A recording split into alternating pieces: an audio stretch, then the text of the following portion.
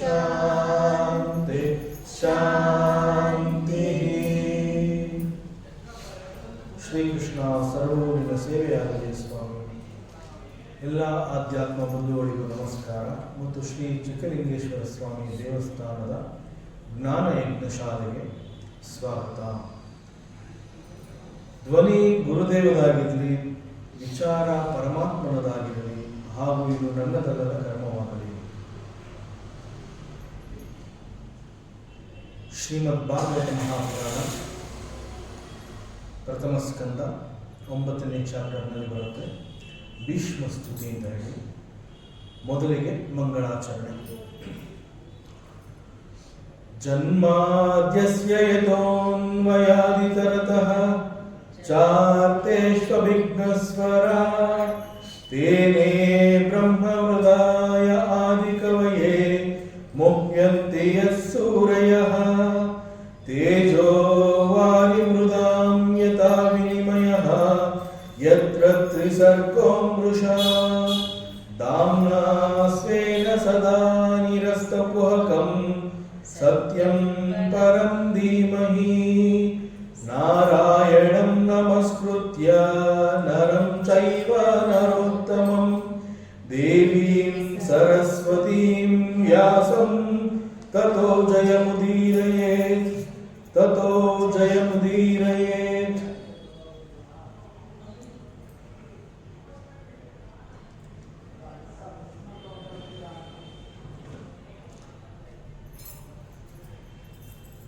ಭೀಷ್ಮ ಪಿತಾಮಹ ಪರಮಾತ್ಮ ಶ್ರೀಕೃಷ್ಣನನ್ನ ಕೇವಲ ಅರ್ಜುನನ ಸಾರಥಿ ಮಾತ್ರ ಅಲ್ಲ, ಅವನು ಹಿ ಈಸ್ ಎ ವಿಜಯ ರಥ ಕುಟುಂಬ ಅಂತ ಹೇಳ್ತಾನೆ. ಒಂದು ಕುಟುಂಬ ಅಂತ ಹೇಳಿದಾಗ ಅದರ ರಕ್ಷಣೆಗೆ ಒಬ್ಬ ಯಜಮಾನ ಹೇಗೆ ಗಮನವನ್ನು ಕೊಡ್ತಾನೆ. ಇದು ನನ್ನ ಕುಟುಂಬ, ಇದು ನನ್ನ ಮನೆ, ಇವರೆಲ್ಲ ನನ್ನ ಸದಸ್ಯರು, ಇವರೆಲ್ಲ ಚೆನ್ನಾಗಿರಬೇಕು ಅಂತ ಹೇಳಿ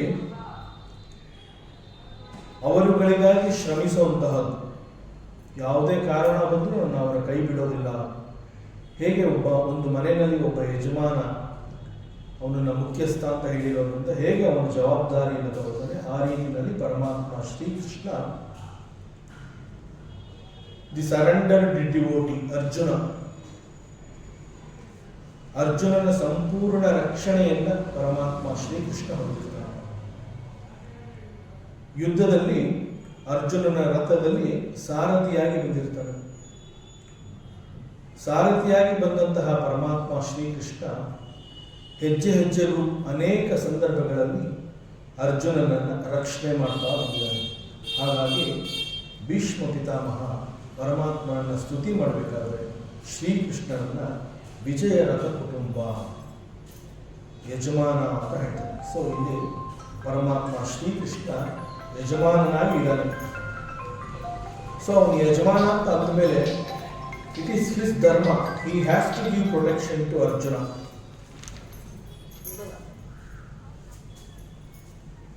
ಸೊ ಇಲ್ಲಿ ಅರ್ಜುನನ ಸಂರಕ್ಷಣೆ ಅಂತ ಹೇಳಿದಾಗ ಇಲ್ಲಿ ಅನೇಕ ಘಟನೆಗಳನ್ನು ನಾವು ನೋಡಬಹುದು. ಪ್ರತಿ ಘಟನೆಯಲ್ಲಿ ಪ್ರತಿ ಅವಕಾಶದಲ್ಲಿ ಅರ್ಜುನನನ್ನ ರಕ್ಷಣೆ ಮಾಡ್ತಾ ಹೋಗ್ತಾನೆ. ಇಲ್ಲಿ ಮತ್ತೊಂದು ಘಟನೆ ಕೂಡ ನಮ್ಮ ನೆನಪಿಗೆ ಬರುತ್ತೆ. ರಕ್ಷಣೆ ಅಂತ ಹೇಳಿದಾಗ ಅರ್ಜುನ ಕೇವಲ ಸರೆಂಡರ್ಗೆ ಡಿವೋಟಿ ಮಾತ್ರ ಅಲ್ಲ, ಹಿ ಈಸ್ ಎ ಸಖ of lord Shrikrishna. So Shri Krishna the lord, he goes to any extent to protect and to save Arjuna. ಅದರಿಂದ ಪ್ರತಿ ಅವಕಾಶದಲ್ಲೂ ಕೂಡ ಅರ್ಜುನನಿಗೆ ಯಾವ ರೀತಿಯ ನೋವು ಆಗಬಾರದು ಅನ್ನುವಂತಹದ್ದು ಶ್ರೀಕೃಷ್ಣನ ಏಕೈಕ ಉದ್ದೇಶ ಮತ್ತು ಗುರಿ ಇವೆಲ್ಲ ಆಗಿರುತ್ತೆ. ಭೀಷ್ಮ ತಾನು ಮಾಡಿದ ಶಪಥದಂತೆ ಪರಮಾತ್ಮ ಶ್ರೀಕೃಷ್ಣನ ಕೈಯಲ್ಲಿ ಅಸ್ತ್ರಶಸ್ತ್ರವನ್ನು ಹಿಡಿಯುವಂತೆ ಮಾಡಿ ಯುದ್ಧದಲ್ಲಿ ಭಾಗಿಯಾಗುವಂತೆ ಪರಮಾತ್ಮ ನಡೆಸ್ತಾನೆ. ನಾನು ಈ ರೀತಿ ಮಾಡ್ತೀನಿ ಅಂತ ಹೇಳಿ ಭೀಷ್ಮ ಪಿತಾಮಹ ಒಂದು ಶಪಥವನ್ನು ತಗೊಂಡಿರ್ತಾನೆ. ಇಲ್ಲಿ ಪರಮಾತ್ಮ ಶ್ರೀಕೃಷ್ಣ ತನ್ನ ಮಾತು ತಪ್ಪುದನ ಹಾಗರೆ ಎನ್ನುವಂತಹ ಪ್ರಶ್ನೆಗಿಂತ ಮುಖ್ಯವಾಗಿ ನಾವು ಯೋಚನೆ ಮಾಡಬೇಕಾಗಿರೋದು, ಹಿ ಈಸ್ ಅ ಭಕ್ತ ಪರಾಧೀನ. ಭಕ್ತನಿಗಾಗಿ ಪರಮಾತ್ಮ ಯಾವ ಮಟ್ಟಕ್ಕೆ ಬೇಕಾದರೂ ಅವನು ಇಳಿದು ಬರ್ತಾನೆ ಎನ್ನುವಂತಹದನ್ನು ಇಲ್ಲಿ ತೋರಿಸ್ಕೊಟ್ಟಿದ್ದಾರೆ. ಇದು ಕೂಡ it is one of his Leela. ಅನೇಕ ಲೀಲೆಗಳಲ್ಲಿ ಇದು ಕೂಡ ಒಂದು. ಭೀಷ್ಮ ಪಿತಾಮಹ ಮಾಡಿದಂತೆ ಕರ್ಣ ಕೂಡ ಒಮ್ಮೆ ಶಪಥವನ್ನು ಮಾಡ್ತಾನೆ. ಕರ್ಣ ಹೇಳ್ತಾನೆ, ಈ ದಿನದ ಯುದ್ಧದಲ್ಲಿ ನಾನು ಅರ್ಜುನನನ್ನು ನಾನು ಸಂಹಾರ ಮಾಡ್ತೀನಿ, ಅವನಿಗೆ ಮೃತ್ಯುವನ್ನು ನಾನು ಕೊಡ್ತೀನಿ. ಮತ್ತು ಕರ್ಣ ಪಾಂಡವರಲ್ಲಿ ನಾನು ಎಲ್ಲರನ್ನೂ ನಾನು ಕೊಲ್ಲೋದಿಲ್ಲ, ಅರ್ಜುನನನ್ನು ನಾನು ಕೊಲ್ಲುತ್ತೀನಿ ಅಥವಾ ಯುದ್ಧದಲ್ಲಿ ನಾನೇ ಸಾಯ್ತೀನಿ, ಒಟ್ಟಿನಲ್ಲಿ ಪಾಂಡವರು ಅಂತ ಹೇಳಿದಾಗ 5 ಜನ ಮತ್ತೆ ಉಳ್ಕೋತಾರೆ ಎನ್ನುವಂತಹ ಒಂದು ಮಾತನ್ನು ಕೂಡ ಅವನು ಕುಂತಿಗೆ ಕೊಟ್ಟಿರ್ತಾನೆ. ಇಲ್ಲಿ ಯುದ್ಧದಲ್ಲಿ ನಾನು ಈ ದಿನದ ಯುದ್ಧದಲ್ಲಿ ನಾನು ಅರ್ಜುನನನ್ನ ನಾನು ಸಂಹಾರ ಮಾಡ್ತೀನಿ ಅಂತ ಹೇಳಿ ಒಂದು ಶಬ್ದವನ್ನು ತಗೊಂಡಿರ್ತಾನೆ. ಇದು ಕರ್ಣನ ಮನೋನಿರ್ಧಾರ. ಈ ಕರ್ಣನ ಮನೋನಿರ್ಧಾರ ಪರಮಾತ್ಮನಿಗೆ ಗೊತ್ತಾಗ್ತದೆ. ಸೊ ಅದರಂತೆ ಆ ದಿನದ ಒಂದು ಯುದ್ಧದಲ್ಲಿ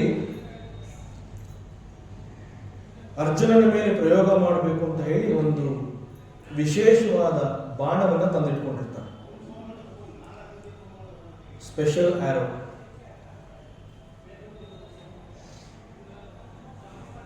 ಏನು ಈ ಬಾಣದ ವಿಶೇಷತೆ ಅಂತಂದ್ರೆ, ಆ ಬಾಣದಲ್ಲಿ ಅಶ್ವಸೇನ ಅನ್ನುವಂತಹ ಒಂದು ಸರ್ಪ, ಆ ಬಾಣದಲ್ಲಿ ಕರ್ಣನ ಅನುಮತಿಯನ್ನು ಪಡೆದು ಆ ಬಾಣದಲ್ಲಿ ಅದು ಬಂದಿರುತ್ತೆ, ಬಾಣದಲ್ಲಿ ಅದು ಬಂದು ಸೇರ್ಕೊಂಡಿರುತ್ತೆ.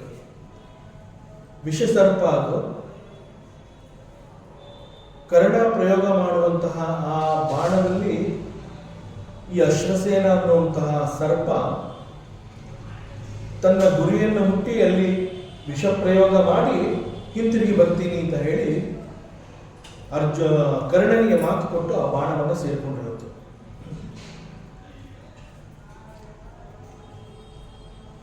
ಪರಮಾತ್ಮ ಶ್ರೀಕೃಷ್ಣ ಅಂತ ಹೇಳಿದಾಗ he is there in every one's heart. ಎಲ್ಲರ ಹೃದಯದಲ್ಲಿ ಇರುವಂತಹವನು ಪರಮಾತ್ಮ. ಸೊ ಎಲ್ಲರ ಹೃದಯದಲ್ಲಿ ಪರಮಾತ್ಮ ಇರ್ತಾನೆ ಅಂತ ಹೇಳಿದಾಗ ಇದು ಕರ್ಣನ ಮನೋನಿರ್ಧಾರನೇ ಆಗಿದ್ರೂ ಕೂಡ ಪರಮಾತ್ಮನಿಗೆ ತಿಳಿಯದಂತೆ ನಾವೇನು ಮಾಡೋಕ್ಕಾಗೋದಿಲ್ಲ ಅನ್ನುವಂತಹದ್ದು ಕೂಡ ಇಲ್ಲಿ ನಾವು ತಿಳ್ಕೋಬೇಕಾಗತ್ತೆ. ಅಂತರಂಗದಲ್ಲಿ ನೆಲೆಸಿರುವವನು ಪರಮಾತ್ಮ ಅಂತ ಹೇಳಿದಾಗ ಅದು ನಮ್ಮ ಮನೋನಿರ್ಧಾರ ಅಂತಂದ್ರೂ ಕೂಡ ಅಂತರಂಗಕ್ಕೆ ತಿಳಿದು ಬರುವಂತಹ ಅದು ವಿಚಾರ ಆಗಿರುತ್ತೆ. ಹೀಗಾಗಿ ಕರ್ಣನ ಈ ಮನೋನಿರ್ಧಾರ ಪರಮಾತ್ಮನಿಗೆ ಗೊತ್ತಾಗುತ್ತೆ. ಈ ಕಾರಣದಿಂದ ಪರಮಾತ್ಮ ಅಂತ ಹೇಳಿದಾಗ ಈಶ್ವರ ಸರ್ವಭೂತಾನ ಅಂತ ಹೇಳ್ತಾರೆ. ಅಂತಂದ್ರೆ ಪರಮಾತ್ಮ ಎಲ್ಲರ ಹೃದಯದಲ್ಲಿ ವಾಸ ಮಾಡುವಂತಹ. ಕರ್ಣನ ಈ ನಿರ್ಧಾರ ಪರಮಾತ್ಮನಿಗೆ ಗೊತ್ತಾದ ಮೇಲೆ ಹೇಗಾದರೂ ಮಾಡಿ ಇಂದಿನ ಯುದ್ಧದಲ್ಲಿ ಅರ್ಜುನನನ್ನ ನಾನು ರಕ್ಷಣೆ ಮಾಡಬೇಕು ಅನ್ನುವಂತಹದ್ದು ಪರಮಾತ್ಮನ ಸಂಕಲ್ಪ ಆಗುತ್ತೆ. ಯುದ್ಧ ಪ್ರಾರಂಭ ಆಗುತ್ತೆ.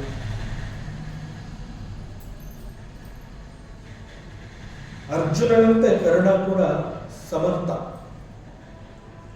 ಬಿಲ್ಲುಗಾರಿಕೆ ಅಂತ ಹೇಳಿದಾಗ ಅರ್ಜುನ ಹೇಗೆ ಶ್ರೇಷ್ಠನೋ ಆ ರೀತಿಯಲ್ಲಿ ಕರ್ಣ ಕೂಡ ಅತ್ಯುತ್ತಮ ಬಿಲ್ಲುಗಾರ, ಒಬ್ಬ ವೀರ ಹೋರಾಟಗಾರ.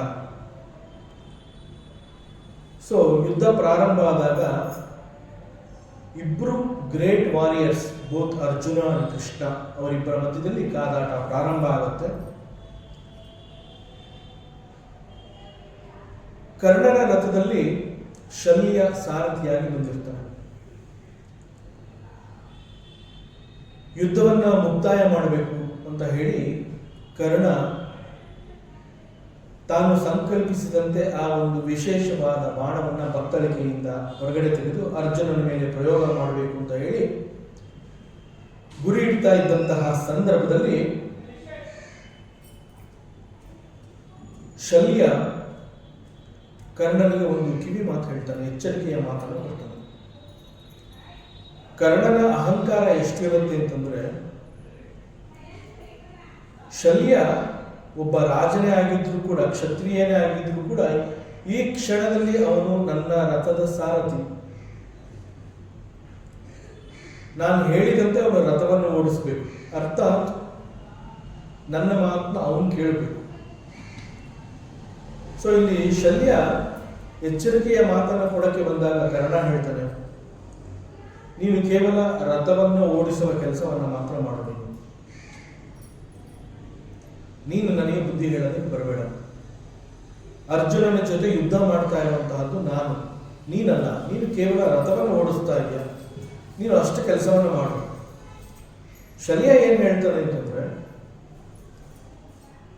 ಯುದ್ಧವನ್ನ ಮುಕ್ತಾಯ ಮಾಡಬೇಕು ಅಂತ ತೀರ್ಮಾನ ಮಾಡಿ ಈ ಒಂದು ವಿಶೇಷವಾದ ಬಾಣವನ್ನ ಬತ್ತಳಿಕೆಯಿಂದ ಹೊರಗಡೆ ತೆಗೆದಿದೆಯಾ, ಮತ್ತು ಅರ್ಜುನನ ಮೇಲೆ ಪ್ರಯೋಗ ಮಾಡಿ ಅರ್ಜುನನಿಗೆ ಮೃತ್ಯುವನ್ನ ಕೊಡಬೇಕು ಅಂತ ತೀರ್ಮಾನ ಕೂಡ ಮಾಡಿದೆಯಾ.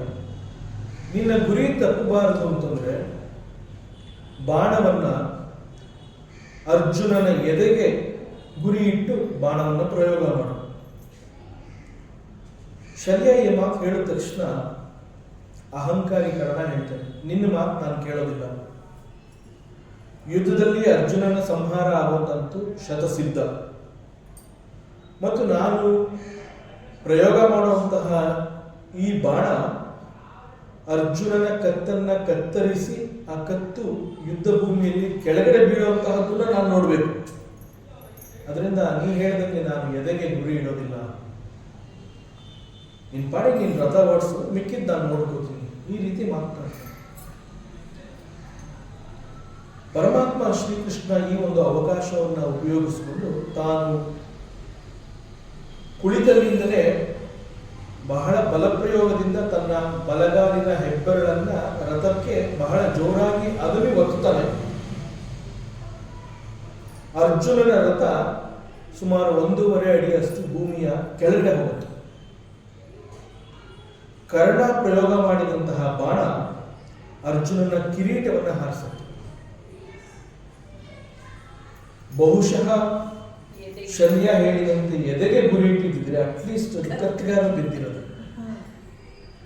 ಸೊ ಇದೆಲ್ಲ ಪರಮಾತ್ಮನ ಸಂಕಲ್ಪ ಹೇಗಿರುತ್ತೆ ಅಂತಂದ್ರೆ, ದೈವ ಸಂಕಲ್ಪ ಅಂತ ಹೇಳಿದಾಗ ದೈವ ಸಂಕಲ್ಪ ಮಾತ್ರ ನಡಿಬೇಕು, ಇನ್ನೇನು ನಡೆಯೋದಕ್ಕೆ ಸಾಧ್ಯವೇ ಇಲ್ಲ.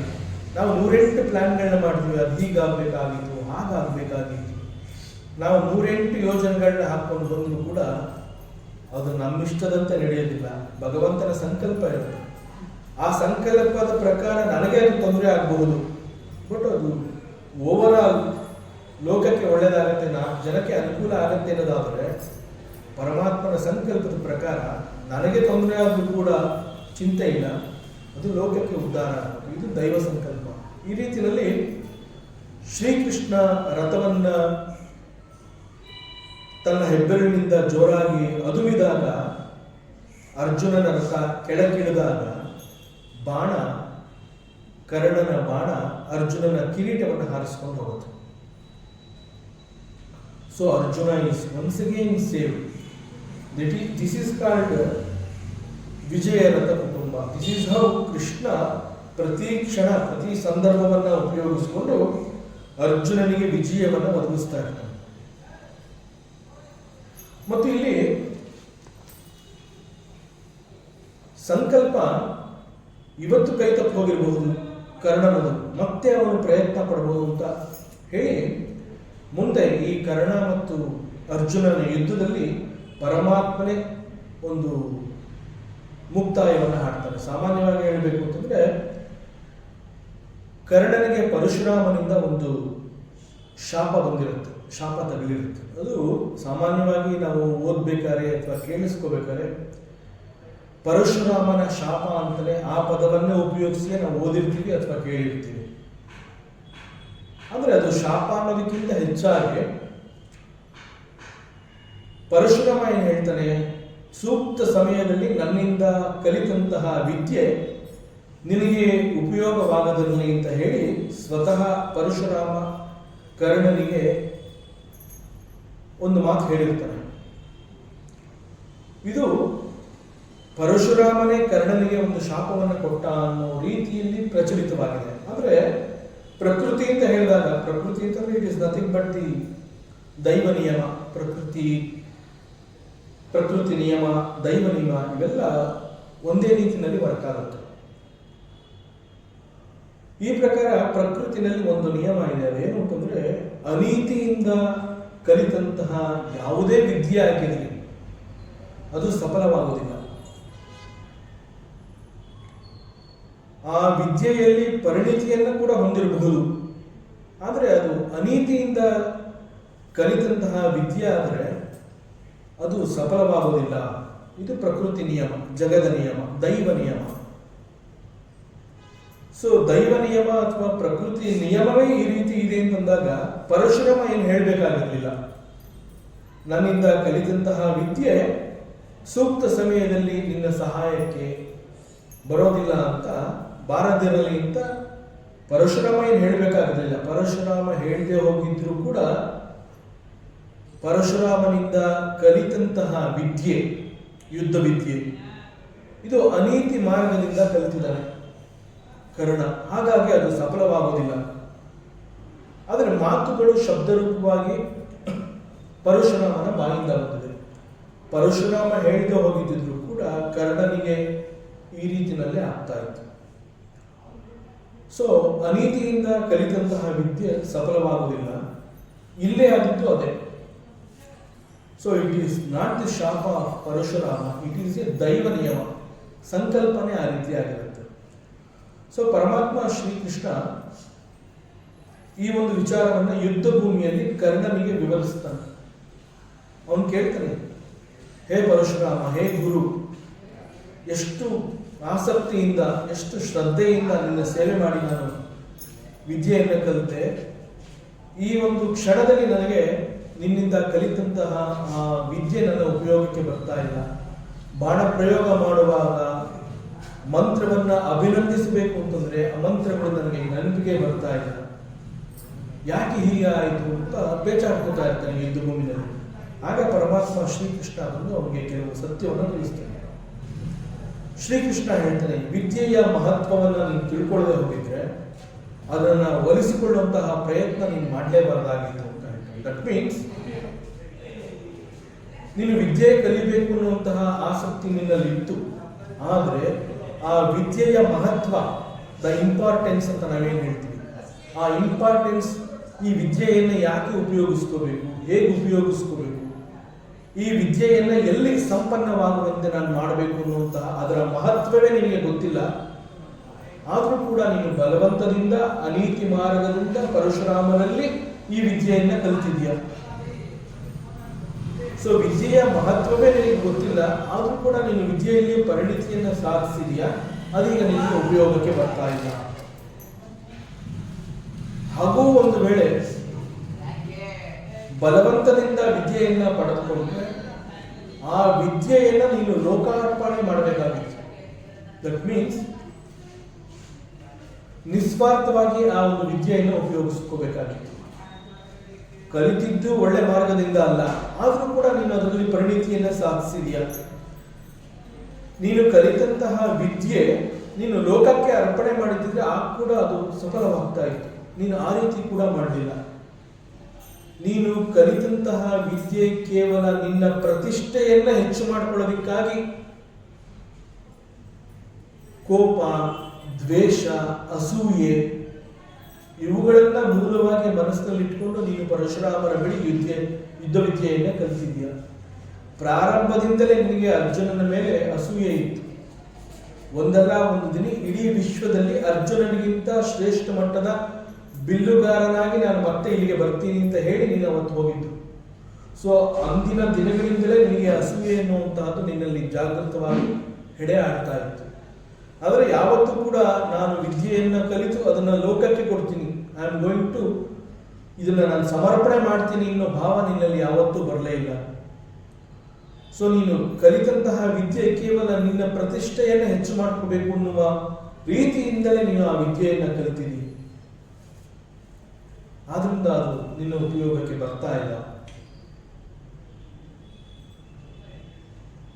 ಜೊತೆಗೆ ಕರ್ಣ ತನ್ನ ಜೀವನದ ಉದ್ದಕ್ಕೂ ಕೂಡ ಅಧರ್ಮಿಯಾದಂತಹ ದುರ್ಯೋಧನನ ಜೊತೆನಲ್ಲಿದ್ದು ಅವನ ಎಲ್ಲಾ ಕೃತ್ಯಗಳಲ್ಲಿ ಭಾಗಿಯಾಗಿದ್ದ. ಸೊ ಇವೆಲ್ಲ ಅವನ ಪಾಪದ ಹೊರೆ ಹೆಚ್ಚಾಗುವಂತೆ ಮಾಡಿದೆ. ಎಲ್ಲೂ ಕೂಡ ಕರ್ಣ ಸಮರ್ಪಣಾ ಭಾವವನ್ನು ತೋರಿಸಲೇ ಇಲ್ಲ. ಕೇವಲ ಸಮರ್ಪಣಾ ಭಾವ ಅನ್ನುವಂತಹದ್ದು ಇದ್ರೆ ಮಾತ್ರ ವಿದ್ಯೆ ಎನ್ನುವಂತಹದ್ದು ಅನುಕೂಲಕ್ಕೆ ಒದಗಿ ಬರುತ್ತೆ. ಆದರೆ ಎಲ್ಲೂ ಕೂಡ ನೀನು ಇದನ್ನು ಸಾಬೀತು ಮಾಡಿಕೊಳ್ಳಿಲ್ಲ. ಕೊನೆಗೆ ಪರಮಾತ್ಮ ಶ್ರೀಕೃಷ್ಣ ಅವನಿಗೆ ಮಾತು ಹೇಳ್ತಾನೆ, ಹೇ ಕರ್ಣ, ಈಗಲೂ ಕೂಡ ನಿನಗೆ ಕಾಲ ಮಿಂಚಿಲ್ಲ. ಈಗಲೂ ಕೂಡ ನಿನಗೆ ಒಂದು ಒಳ್ಳೆಯ ಅವಕಾಶ ಇದೆ. ಈಗಲೂ ಕೂಡ ನಿನಗೆ ಮತ್ತೊಂದು ಅವಕಾಶ ಇದೆ. ಅದೇನು ಅಂತಂದ್ರೆ, there is no other way. You have to accept the ಮೃತ್ಯು. ನೀನು ಮೃತ್ಯುವನ್ನ ಸ್ವೀಕಾರ ಮಾಡಲೇಬೇಕು. ನಿನಗೆ ಬೇರೆ ದಾರಿ ಇಲ್ಲ.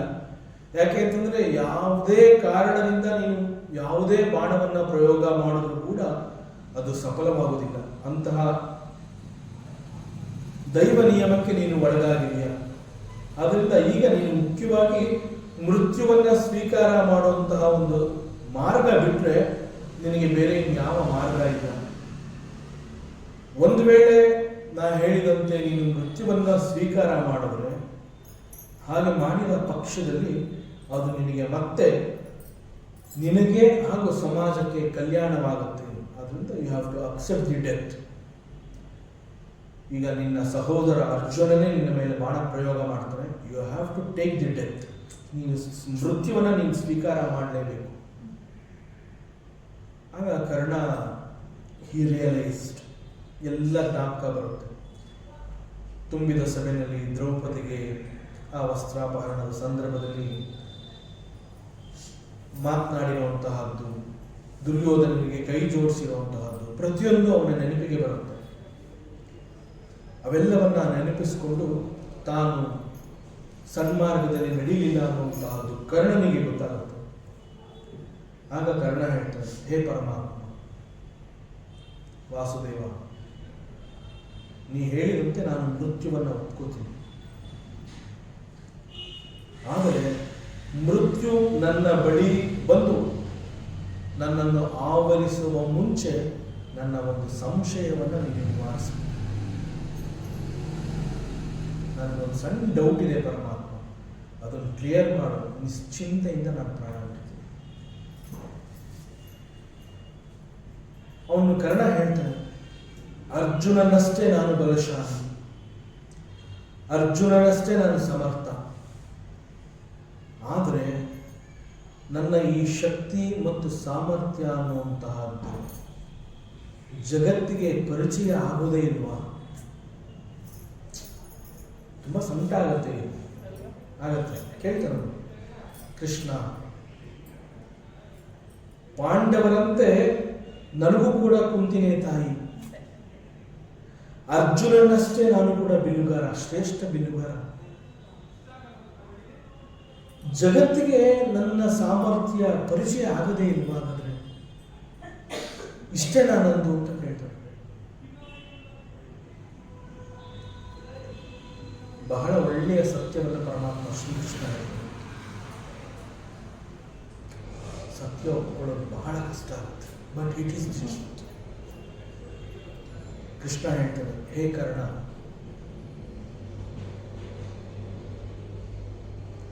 You are really great. ಯಾವಾಗ ನಿನ್ನ ಕೈಯಲ್ಲಿ ಬಿಲ್ಲು ಬಾಣ ಇರೋದಿಲ್ಲ, ಧನಸ್ಸು ನಿನ್ನ ಕೈಯಲ್ಲಿ ಇರೋದಿಲ್ಲ, ನಿನ್ನ ರಕ್ತದ ಚಕ್ರ ಮಣ್ಣಿನಲ್ಲಿ ಹೂತ್ಕೊಂಡಿರುತ್ತೆ. ಮಣ್ಣಿನಲ್ಲಿ ಹೂತಿರುವಂತಹ ರಥದ ಚಕ್ರವನ್ನ ಮೇಲೆತ್ತಬೇಕು ಅಂತ ಹೆಗಲು ಕೊಟ್ಟಿರ್ತೀಯ. ಮತ್ತು ಸೂಕ್ತ ಸಮಯದಲ್ಲಿ ನೀನು ಕಲಿತಂತಹ ಎಲ್ಲ ವಿದ್ಯೆ ನಿನಗೆ ಮರೆತು ಹೋಗಿರುತ್ತೆ. ಇಂತಹ ಅವಕಾಶದ ಲಾಭವನ್ನ ಪಡೆದುಕೊಂಡು ನಿನ್ನನ್ನು ನಾವು ಈಗ ವಧೆ ಮಾಡಬೇಕಾಗಿದೆ. ಇದಕ್ಕಿಂತ ನಿನ್ನ ಸಾಮರ್ಥ್ಯ ಲೋಕಕ್ಕೆ ಪರಿಚಯ ಆಗಬೇಕಾ? ಯು ಆರ್ ರಿಯಲಿ ಗ್ರೇಟ್ ಅಂತ. ಎಷ್ಟು ಸಮಾಧಾನ ಕೊಡುತ್ತೆ, ಎಷ್ಟು ಸತ್ಯ ಇದೆ ಅಲ್ಲಿ. ಪರಮಾತ್ಮ ಶ್ರೀಕೃಷ್ಣನ ಉಪದೇಶದ ನುಡಿಗಳು ಅಂತಂದರೆ ಇಂತಹದ್ದು ಒಂದು ಸೆಂಟೆನ್ಸ್ ಇಡೀ ಒಂದು ರಾತ್ರಿ ನಾವು ಚಿಂತನೆ ಮಾಡೋದು. ಇದೊಂದು ಅವಕಾಶ ಬಿಟ್ಟರೆ ನಿನ್ನನ್ನು ವಧೆ ಮಾಡೋದಕ್ಕೆ ನಮ್ಮ ಯಾರಿಂದಲೂ ಸಾಧ್ಯ ಇಲ್ಲ ಅಂತ ಸಾಕ್ಷಾತ್ ಶ್ರೀಕೃಷ್ಣ he tells. ಸೊ ಈ ಅವಕಾಶವನ್ನು ಉಪಯೋಗಿಸಿಕೊಂಡು ಅರ್ಜುನ ಈಗ ನಿನ್ನ ಮೇಲೆ ಬಾಣ ಪ್ರಯೋಗ ಮಾಡ್ತಾರೆ. ನಾವು be ready for the death. ನಿನ್ನ ಮೃತ್ಯುವನ್ನು ನೀನೀಗ ಸ್ವೀಕಾರ ಮಾಡುವಂತಹ ಸಮಯ ಬಂದಿದೆ. ಇದಕ್ಕಿಂತ ಹೆಚ್ಚಿಗೆ ನಿನ್ನ ಜಗತ್ತಿಗೆ ನಿನ್ನ ಸಾಮರ್ಥ್ಯ ಪರಿಚಯ ಮಾಡ್ಕೊಳ್ಳೋದಕ್ಕೆ ಇನ್ಯಾವ ಅವಕಾಶ ಬೇಕು? ಇಡೀ ಜಗತ್ತಿಗೆ ಗೊತ್ತು ನೀನೊಬ್ಬ ಶ್ರೇಷ್ಠ ಬಿಲ್ಲುಗಾರ. No doubt you are a great warrior. ಹೀಗೆ ಹೇಳ್ತಾನೆ. ಹೀಗೆ ಅನೇಕ ಸಂದರ್ಭಗಳಲ್ಲಿ ಪರಮಾತ್ಮ ಶ್ರೀಕೃಷ್ಣ ಅರ್ಜುನನನ್ನ ಪ್ರತಿ ಸಂದರ್ಭದಲ್ಲೂ ಅವನಿಗೆ ವಿಜಯವನ್ನ ಕೊಡಿಸ್ತಾ ಬರ್ತಾನೆ. ಅಂಡ್ ಒನ್ಸ್ ಅಗೇನ್ ಭೂರಿಶ್ರವಸ್ ಆ ಒಂದು ಕಥೆಯನ್ನು ಜ್ಞಾಪಿಸ್ಕೊಂಡ್ರು ಕೂಡ, Bhurishravas is the grandson of Bahlika. ಅವನ ತಂದೆ ಹೆಸರು ಸೋಮದತ್ತ ಅಂತ. ದಿಸ್ ಬಾಹ್ಲಿಕ, ಸೋಮದತ್ತ ಅಂಡ್ ಭೂರಿಶ್ರವಸ್ ಇವರು ಫ್ರಮ್ ದ ಬಿಗಿನಿಂಗ್ ಯಾದವರಲ್ಲಿ ದ್ವೇಷ ಭಾವನೆಯನ್ನೇ ಬೆಳೆಸ್ಕೊಳ್ತಾ ಬೆಳೆದಿರುವಂತಹವರು. ಕೊನೆಗೆ ಈ ಭೂರಿಶ್ರವಸ್ಸು ಕುರುಕ್ಷೇತ್ರದ ಈ ಯುದ್ಧದಲ್ಲಿ ಕೌರವರ ಜೊತೆ ಸೇರಿ ದುರ್ಯೋಧನರ ಪರವಾಗಿ ನಿಂತು ಪಾಂಡವರ ವಿರುದ್ಧ ಯುದ್ಧವನ್ನ ಮಾಡಬೇಕಾಗುತ್ತೆ. ಮತ್ತು ಈ ಭೂರಿಶ್ರವಸ್ಗೆ ಪರಶುವಿನಿಂದ ಒಂದು ಶ್ರೇಷ್ಠವಾದ ಗದೆ, ಆಯುಧ ಸಾಕ್ಷಾತ್ ಪರಮೇಶ್ವರ ಅವನಿಗೆ ಕೊಟ್ಟಿರ್ತಾನೆ. ಮತ್ತೆ ಹೇಳಿರ್ತಾನೆ, ನೀನು ಯಾವುದೇ ಯುದ್ಧಕ್ಕೆ ಈ ಗದೆಯನ್ನು ತೆಗೆದುಕೊಂಡು ಹೋಗಿ ನೀನು ಯುದ್ಧವನ್ನು ಮಾಡಿದ್ರೆ ನಿನಗೆ ವಿಜಯ ಅನ್ನುವಂತಹದ್ದು ಕಟ್ಟಿಟ್ಟ ಗೊತ್ತು. ನಿನ್ನನ್ನು ಸೋಲಿಸೋದಕ್ಕೆ ಯಾರಿಂದನೂ ಸಾಧ್ಯ ಇಲ್ಲ. ಬಟ್ ಮರೆಯದೆ ಈ ಗದೆನ ನೀನು ಯುದ್ಧಕ್ಕೆ ತಗೊಂಡು ಹೋಗ್ಬೇಕು. ಇಂತಹದ್ದನ್ನ ಸಾಕ್ಷಾತ್ ಪರಮೇಶ್ವರ ಭೂರಿಶ್ರವಸ್ಗೆ ಒಂದು ವರ ಅಂತ ಹೇಳಿ ಕೊಟ್ಟಿರ್ತಾನೆ. ಇದರ ಜೊತೆಗೆ ಒಂದು ಎಚ್ಚರಿಕೆಯನ್ನು ಕೂಡ ಕೊಟ್ಟಿರ್ತಾನೆ. ಅದೇನು ಅಂತಂದ್ರೆ, ನೀನು ಈ ಗದೆಯನ್ನ ಯಾರ ಮೇಲೆ ಯೂಸ್ ಮಾಡಬೇಕು, ಪ್ರಯೋಗ ಮಾಡಬೇಕು ಅಂತಂದ್ರೆ, ನಿನ್ನ ಜೊತೆಯಲ್ಲಿ ಯಾರು ಯುದ್ಧ ಮಾಡಕ್ಕೆ ಸಿದ್ಧವಾಗಿ ನಿನ್ನ ಜೊತೆ ಯುದ್ಧ ಮಾಡ್ತಾ ಇರ್ತಾರೆ ಅವರ ಮೇಲೆ ಮಾತ್ರ ನೀನು ಈ ಗದೆಯನ್ನ ಪ್ರಯೋಗ ಮಾಡಬೇಕಾಗತ್ತೆ, ಈ ಗದೆಯನ್ನು ಉಪಯೋಗಿಸಬೇಕಾಗತ್ತೆ. ನಿನ್ನ ಜೊತೆ ಯುದ್ಧ ಮಾಡ್ತಾ ಇಲ್ಲದೆ ಇರೋರ ಮೇಲೆ ನೀನು ಈ ಗದೆಯ ಪ್ರಹಾರವನ್ನು ಮಾಡುವಂತಹ ಪ್ರಯತ್ನವನ್ನು ನೀನು ಪಟ್ಟರೆ ನಿನಗೆ ಸಾವು ನಿಶ್ಚಿತ. ಸೊ ನಿನ್ನ ಜೊತೆ ಯಾರು ಯುದ್ಧ ಮಾಡ್ತಾರೆ ಅವರ ಜೊತೆಯಲ್ಲಿ ಮಾತ್ರ ನೀನು ಯುದ್ಧವನ್ನು ಮಾಡಬೇಕು. ಯಾರು ನಿನ್ನ ಜೊತೆ ಯುದ್ಧ ಮಾಡಲ್ಲ ಅವರ ಮೇಲೆ ಈ ಒಂದು ಶಸ್ತ್ರವನ್ನು ನೀನು ಪ್ರಯೋಗ ಮಾಡಬಾರದು ಅಂತ ಹೇಳಿ ಒಂದು ಎಚ್ಚರಿಕೆಯನ್ನು ಕೂಡ ಕೊಟ್ಟಿರ್ತಾನೆ. ಇಲ್ಲಿ ಕುರುಕ್ಷೇತ್ರದ ಯುದ್ಧದಲ್ಲಿ ಭೂರಿಶ್ರವಸ್ ಅರ್ಜುನನ ಎದುರಿಗೆ ನಿಂತು ಯುದ್ಧವನ್ನು ಮಾಡ್ತಾನೆ. ಬಹಳ ಗಂಭೀರವಾಗಿ ಯುದ್ಧ ನಡೀತಾ ಇರುತ್ತೆ. ಅರ್ಜುನ ಎಷ್ಟೇ ಪ್ರಯತ್ನ ಪಟ್ಟರೂ ಕೂಡ ಭೂರಿಶ್ರವಸ್ ಅವನಿಂದ ತಪ್ಪಿಸ್ಕೊಳ್ಳೋಕೆ ಆಗ್ತಾನೆ ಇಲ್ಲ. ಮತ್ತು ಗದಾಪ್ರಹಾರ ಹೇಗಿರುತ್ತೆ ಅಂತಂದ್ರೆ, ಪರಮಾತ್ಮ ಶ್ರೀಕೃಷ್ಣ ಏನಾದರೂ ಅರ್ಜುನನಿಗೆ ಸಾರಥ್ಯ ಆಗಿಲ್ಲದೆ ಹೋಗಿದ್ರೆ ಯಾವುದೇ ಕ್ಷಣದಲ್ಲಿ ರಥದ ಸಮೇತ ಎಲ್ಲರೂ ಅಲ್ಲಿ ಹುಡುಕುಡಿಯಾಗಿ ಹೋಗ್ತಾ ಇದ್ರು. ಅಷ್ಟು ಭೀಕರವಾಗಿ ಭೂರಿಶ್ರವಸ್ ಆ ಒಂದು ಗದಾಪ್ರಹಾರ ಮಾಡ್ತಾ ಇದ್ರು. ಮತ್ತು ಪರಮಾತ್ಮ ಶ್ರೀಕೃಷ್ಣನ ತಂತ್ರಗಾರಿಕೆ ಹೇಗಿತ್ತು ಅಂತಂದ್ರೆ, ಭೂರಿಶ್ರವಸ್ ಪ್ರಹಾರ ಮಾಡ್ತಾ ಇದ್ದಂತಹ ದಿಕ್ಕುಗಳನ್ನು ವಂಚಿಸಿ ರಥವನ್ನ ಆ ಪ್ರಹಾರಕ್ಕಿಂತ ಬಹಳ ವೇಗವಾಗಿ ಯುದ್ಧದ ಅನೇಕ ಯುದ್ಧ ಕ್ಷೇತ್ರದಲ್ಲಿ ಬೇರೆ ಬೇರೆ ದಿಕ್ಕುಗಳಲ್ಲಿ ರಥವನ್ನು ಓಡಿಸ್ತಾ ಇರ್ತಾರೆ. ಆಗ ಭೂರಿಶ್ರವಸ್ಗೆ ಬಹಳ ಬೇಜಾರಾಗುತ್ತೆ. ಎಷ್ಟು ಪ್ರಯತ್ನವನ್ನ ಪಟ್ಟರೂ ಕೂಡ ಪ್ರತಿಯೊಂದು ಪ್ರಹಾರನೂ ಶ್ರೀಕೃಷ್ಣ ತಪ್ಪಿಸ್ತಾ ಇದ್ದಾನೆ. ಅರ್ಜುನನಿಗೆ ಏಟ್ ಬೀಳದೆ ಹಾಗೆ ರಕ್ಷಣೆ ಮಾಡ್ತಾ ಇದ್ದಾನೆ. ನಾನು ಈ ದಿಕ್ಕಿನಲ್ಲಿ ಪ್ರಹಾರ ಮಾಡಬೇಕು ಅಂತ ನಾನು ಯೋಚನೆ ಮಾಡೋ ಅಷ್ಟರಲ್ಲಿ ರಥವನ್ನು ಮತ್ತೊಂದು ಮಾರ್ಗಕ್ಕೆ ತಗೊಂಡು ಹೋಗಿರ್ತಾನೆ. ಇನ್ನೊಂದು ಮಾರ್ಗದಲ್ಲಿ ನಾನು ಪ್ರಹಾರ ಮಾಡಬೇಕು ಅಂತ ಸಿದ್ಧತೆ ಮಾಡಿಕೊಳ್ಳುವುದಕ್ಕೆ ಮುಂಚೆನೆ ರಥ ಮತ್ತೊಂದು ಮಾರ್ಗದಲ್ಲಿ ನಿಂತಿರುತ್ತೆ. ಈ ತರ ಆದರೆ ಹೇಗೆ? ಅದರಿಂದ ಮೊದಲು ನಾನು ಕೃಷ್ಣನ ಮೇಲೆ ನಾನು ಯುದ್ಧ ಮಾಡ್ತೀನಿ, ಕೃಷ್ಣನಿಗೆ ಏಟ್ ಬಿದ್ದರೆ ಆಮೇಲೆ ಅರ್ಜುನನ ಸೋಲಿಸ್ಬೋದು ಅಂತ ಹೇಳಿ ಪರಮೇಶ್ವರನಿಂದ ಸ್ವೀಕರಿಸಿದಂತಹ ಎಚ್ಚರಿಕೆಯ ಸಂದೇಶವನ್ನು ಮರೆತು ಕೃಷ್ಣನ ಮೇಲೆ ಪ್ರಯೋಗ ಮಾಡುವ ಪ್ರಯತ್ನವನ್ನು ಮಾಡಿದಾಗ ಅವಾಗ ಕೂಡ ಭೂರಿಶ್ರವಸ್ಸಿಗೆ ವಿಧಿ ಇಲ್ಲದೆ ಅವನ ಸಾವು ಕೂಡ ಸಂಭವಿಸಿದೆ. This is again another Leela of ಪರಮಾತ್ಮ ಶ್ರೀಕೃಷ್ಣ. ಅಂತಂದ್ರೆ ಭೂರಿಶ್ರವಸ್ಸಿಂದ ತಪ್ಪಿಸ್ಕೊಳ್ಳೋದಕ್ಕೆ ಅರ್ಜುನನಿಗೆ ಸಾಧ್ಯವೇ ಇಲ್ಲ. ತಪ್ಪಿಸ್ಕೊಳ್ಳೋದಕ್ಕೆ ಏನ್ ಮಾಡಬೇಕು ಅಂತಂದ್ರೆ ಭೂರಿಶ್ರವಸ್ ಅವನ ಒಂದು ದೃಷ್ಟಿ ನನ್ನ ಮೇಲೆ ಬೀಳಬೇಕು. ಆ ರೀತಿಯಲ್ಲಿ ಕೃಷ್ಣ ಒಂದು ತಂತ್ರಗಾರಿಕೆಯನ್ನ ಹೇಳಿದ್ದಾನೆ. ಸೊ ಹೀಗೆ ಪ್ರತಿ ಸಂದರ್ಭದಲ್ಲೂ ಕೂಡ ಈ ರೀತಿ ಅರ್ಜುನನನ್ನ ಅವನು ಸೇವ್ ಮಾಡ್ತಾ ಬರ್ತಾನೆ. ಹೀಗೆ ಪ್ರತಿ ಕ್ಷಣ ಸಂದರ್ಭದಲ್ಲೂ ಅರ್ಜುನನಿಗೆ ವಿಜಯ ಸಿಗ್ತಾನೆ ಇರುತ್ತೆ.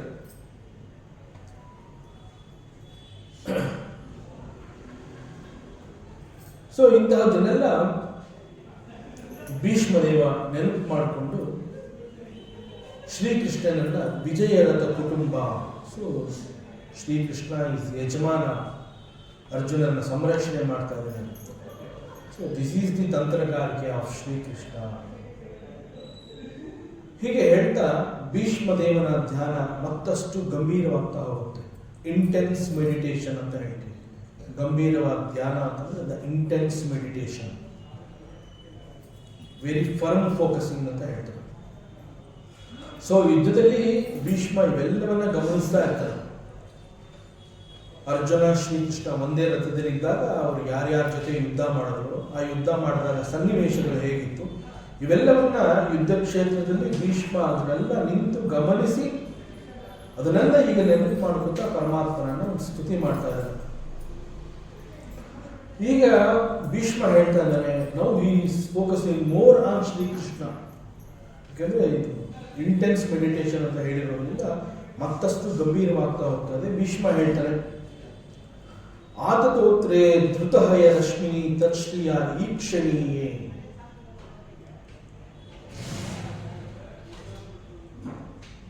ಶ್ರೀಕೃಷ್ಣ ತನ್ನ ಬಲಗೈಯಲ್ಲಿ ಒಂದು ಚಾವಟಿಯನ್ನು ಇಟ್ಕೊಂಡಿದ್ದಾನೆ ಮತ್ತು ಧೃತಹಯ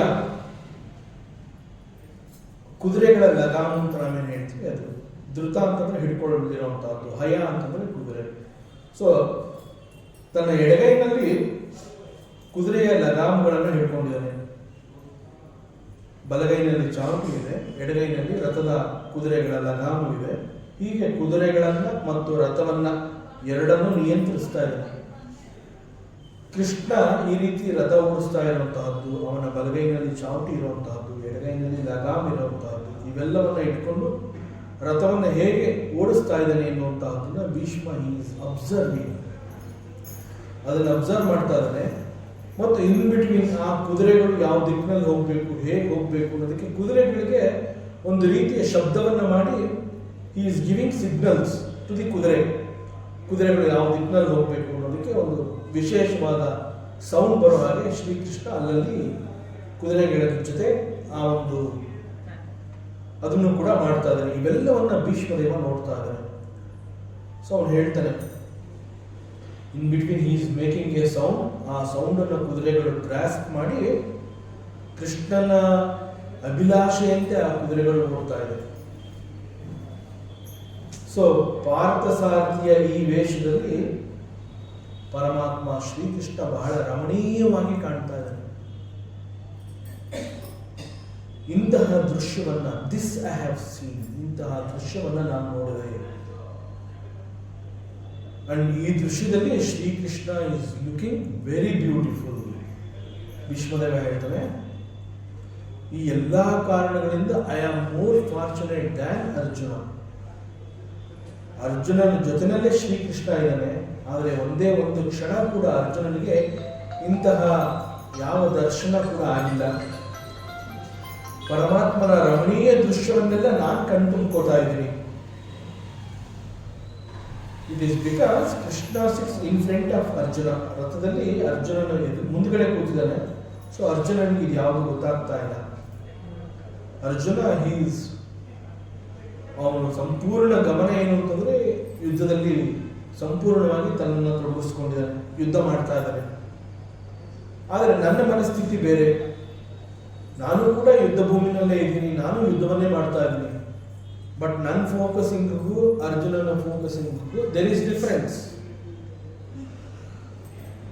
ಅರ್ಜುನನ ಗಮನ ಕೇವಲ ಯುದ್ಧದಲ್ಲಿ ಸಂಪೂರ್ಣವಾಗಿ ತೊಡಗಿಕೊಂಡಿದೆ. ನನ್ನ ಗಮನ, ನಾನು ಯುದ್ಧವನ್ನು ಅರ್ಜುನನಂತೆ ನಾನು ಕೂಡ ಯುದ್ಧವನ್ನು ಮಾಡ್ತಾ ಇದ್ದೇನೆ. ಜೊತೆಗೆ ಪರಮಾತ್ಮ ಶ್ರೀಕೃಷ್ಣನ ರಮಣೀಯವಾದ ಅನೇಕ ದೃಶ್ಯಗಳನ್ನು ನಾನು ನೋಡ್ತಾ ಇದ್ದೇನೆ, ಅವನ ಸೌಂದರ್ಯವನ್ನು ನಾನು ನೋಡ್ತಾ ಇದ್ದೇನೆ.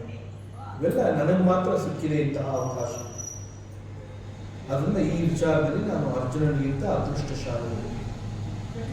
ಮತ್ತು ಇಲ್ಲಿ ತತ್ ಈಕ್ಷಣೀಯೇ ಅನ್ನುವಂತಹ ಒಂದು ಪದವನ್ನು ಪ್ರಯೋಗ ಮಾಡಿದ್ದಾರೆ. It's a very touching word, ತತ್ ಈಕ್ಷಣೀಯೇ. ಅರ್ಜುನನ ರಥದಲ್ಲಿರುವಂತಹ ಶ್ರೀಕೃಷ್ಣ, ಅವನನ್ನ ಅರ್ಜುನ ನೇರವಾಗಿ ನೋಡೋದಕ್ಕೆ ಸಾಧ್ಯವೇ ಆಗ್ತಾ ಇಲ್ಲ. ಆದರೆ ನನಗೆ ಬೋತ್ ಶ್ರೀಕೃಷ್ಣ ಅಂಡ್ ಅರ್ಜುನ ಅವರಿಬ್ರು ನನಗೆ ಕಾಣಿಸ್ತಾ ಇದ್ದಾರೆ. ಅಂಡ್ ಕೃಷ್ಣ ಹೇಗೆ ಕಾಣಿಸ್ತಾ ಇದ್ದಾನೆ ಅಂತಂದ್ರೆ, ಅರ್ಜುನ ಒಬ್ಬ ಯುದ್ಧದಲ್ಲಿ ಭಾಗಿಯಾಗಿರುವಂತಹ ಒಬ್ಬ ಯುದ್ಧ ಸೇನಾನಿ. ಆದರೆ ಪರಮಾತ್ಮ ಹೇಗೆ ಕಾಣಿಸ್ತಾ ಇದ್ದಾನೆ ಈ ಕ್ಷಣದಲ್ಲಿ, ಅವನು ಸಾರ್ಥಿ ಆಗಿರಬಹುದು ನಿಜ, but what is his appearance? He is ಭಕ್ತವಾತ್ಸಲ್ಯ ಪ್ರಭು. ಪರಮಾತ್ಮ ಶ್ರೀಕೃಷ್ಣ ತನ್ನ ಭಕ್ತರಿಗಾಗಿ ಏನು ಬೇಕಾದರೂ ಮಾಡ್ತಾನೆ ಎನ್ನುವಂತಹ ಅನೇಕ ಲೀಲಾ ಪ್ರಸಂಗಗಳನ್ನ ನನಗೆ ತೋರಿಸಿ ಇವೆಲ್ಲ ನನಗೆ ಅನುಭವ ಆಗ್ತಾ ಇದೆ, ಬಟ್ ನಾಟ್ ಫಾರ್ ಅರ್ಜುನ. ಅದನ್ನ ಇಲ್ಲಿ ಭೀಷ್ಮದೇವ ಹೇಳ್ತಾ ಇದ್ದಾರೆ. ಮತ್ತು ಅನದರ್ ಅಬ್ಸರ್ವೇಷನ್ ಆಫ್ ಭೀಷ್ಮದೇವ ಏನು ಅಂತಂದ್ರೆ, ಪರಮಾತ್ಮ ಶ್ರೀಕೃಷ್ಣ ಅಂತಂದ್ರೆ ಹಿ ಈಸ್ ದಿ ಲಾರ್ಡ್. ಯಾವ ತರ ಲಾರ್ಡ್? ಹಿ ಈಸ್ ದ ಪ್ರಭು. ಹಿ ಈಸ್ ಅಖಿಲಾಂಡ ಕೋಟಿ ಬ್ರಹ್ಮಾಂಡ ಪಾಲಕ, ಅಖಿಲಾಂಡ ಕೋಟಿ ಬ್ರಹ್ಮಾಂಡ ನಾಯಕ, ಜಗದೀಶ್ವರ ಶ್ರೀಕೃಷ್ಣ. ಸೊ ಶ್ರೀಕೃಷ್ಣ ಇಸ್ ಜಗದೀಶ್ವರ ಅಂತ ಅಂದಮೇಲೆ ಅವನನ್ನು ಹೊರತುಪಡಿಸಿ ನಾನಾಗ್ಲಿ ಅರ್ಜುನ ಆಗಲಿ, ವಿ ಆರ್ ಆಲ್ ಹಿಸ್ ದಾಸಾಸ್. ನಾವೆಲ್ಲ ಅವನು ಸೇವಕರು. ಆಕ್ಚುಲ್ ಆಗಿ ಈಸ್ ಪ್ರಭು ಅಂತ ಹೇಳಿದ್ಮೇಲೆ, ಪ್ರಭು ಅಂತಂದ್ರೆ ಅವನೊಬ್ಬ ಮಾತ್ರ, ಅವನು ಬಿಟ್ಟರೆ ಇನ್ಯಾರೋ ಪ್ರಭು ಇಲ್ಲ ಇಲ್ಲಿ. ಸೊ ಶ್ರೀಕೃಷ್ಣ ಮಾತ್ರ ಪ್ರಭು. ಶ್ರೀಕೃಷ್ಣನನ್ನ ಹೊರತುಪಡಿಸಿದ್ರೆ ನಾವೆಲ್ಲ ಅವನ ಸೇವಕರು. ಆಕ್ಚುಲ್ ಆಗಿ ನಾನಿರ್ಬೋದು, ಅರ್ಜುನ ಇರಬಹುದು, ಬೇರೆ ಎಲ್ಲರೂ ಕೂಡ ಪರಮಾತ್ಮ ಶ್ರೀಕೃಷ್ಣನಿಗೆ ಸೇವಕರು. ನಾವು ಪರಮಾತ್ಮನ ಸೇವೆಯನ್ನು ಮಾಡಬೇಕು ಆಕ್ಚುಲ್ ಆಗಿ. ಬಟ್ ಇಲ್ಲಿ ನಾನು ಯಾವ ದೃಶ್ಯವನ್ನು ನೋಡ್ತಾ ಇದ್ದೀನಿ? ಪರಮಾತ್ಮನೇ ಅರ್ಜುನನ ಸೇವೆಯನ್ನು ಮಾಡ್ತಾ ಇರುವಂತಹ ರಮಣೀಯ ದೃಶ್ಯವನ್ನ ನಾನು ನೋಡ್ತಾ ಇದ್ದೀನಿ. ದೋ ಹಿ ಈಸ್ ಎ ಪ್ರಭು, ಹಿ ಈಸ್ ಅಖಿಲಾಂಡ ಕೋಟಿ ಬ್ರಹ್ಮಾಂಡ ನಾಯಕನೇ ಆಗಿದ್ರು ಕೂಡ ಭಕ್ತನ ಸೇವೆಯನ್ನ ಪರಮಾತ್ಮ ಮಾಡ್ತಾ ಇರುವಂತಹ ಒಂದು ದೃಶ್ಯವನ್ನ ನಾನು ನೋಡ್ತಾ ಇದ್ದೀನಿ. ಇದು ಯಾವಾಗ ಅಬ್ಸರ್ವ್ ಮಾಡ್ತಾನೆ ಅಂತಂದ್ರೆ, ಯುದ್ಧ ಭೂಮಿನಲ್ಲಿ Arjuna is giving some instructions to the Paramatma lord. ಏನು? ಎರಡು ಸೇನೆಯ ಮಧ್ಯದಲ್ಲಿ ರಥವನ್ನು ತಗೊಂಡೋಗಿ ನಿಲ್ಲಿಸು ಅನ್ನುವಂತಹ ಒಂದು ಆದೇಶ. ಕೃಷ್ಣ ಹೇಳುವಂತಹದ್ದನ್ನ ನಾವು ಮಾಡಬೇಕು, ಯಾಕಂದ್ರೆ ನಾವು ಸೇವಕರು. ಆದರೆ ಇಲ್ಲಿ ಅಂತಹ ಪರಮಾತ್ಮನಿಗೆ ಅರ್ಜುನನೇ ಒಂದು ಸಂದೇಶವನ್ನ ಕೊಟ್ಟು ಈ ರೀತಿ ನೀನು ಮಾಡು ಅಂತ ಹೇಳಿ ಶ್ರೀಕೃಷ್ಣನ ಮೇಲೆ ಒಂದು ರೀತಿಯ ಕೆಲಸವನ್ನು ಮಾಡುವ ರೀತಿಯಲ್ಲಿ ಹೇಳ್ತಾ ಇದ್ದಾನೆ. ಅರ್ಜುನ ಹೇಳಿದ ಮಾತ್ರ ಸತ್ಯ ಅಲ್ಲ, ದಿ ಲಾರ್ಡ್ ಒಬೇಸ್ ದಟ್. ಎಷ್ಟು ಆಶ್ಚರ್ಯ ಇದು! ಅರ್ಜುನ ಹೇಳಿರುವಂತಹ ಮಾತನ್ನ ಸಾಕ್ಷಾತ್ ಶ್ರೀಕೃಷ್ಣ ನಡೆಸ್ಕೊಡ್ತಾ ಇದ್ದಾನೆ.